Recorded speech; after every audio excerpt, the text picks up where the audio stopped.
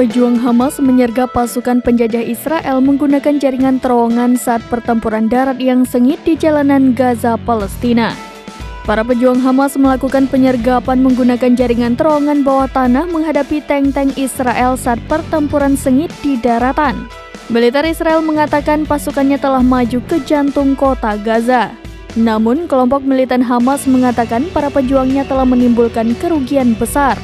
Laporan The National pada Kamis 9 November 2023 menyebutkan, sayap bersenjata Hamas merilis sebuah video pada Rabu kemarin.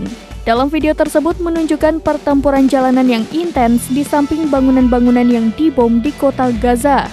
Sumber Hamas yang didukung Iran dan kelompok militan jihad Islam sekutunya mengatakan kepada Reuters, pejuang Hamas menggunakan terowongan tersebut untuk menyerang pasukan Israel. Sementara para pejabat Palestina menyebutkan sudah sebanyak 10.569 orang meninggal pada Rabu kemarin. Dari jumlah tersebut, sebanyak 40% diantaranya adalah anak-anak. Di sisi lain, Israel mengatakan 33 tentaranya tewas. Terbaru, Kementerian Dalam Negeri Palestina menyebutkan sebanyak 6 orang meninggal dunia.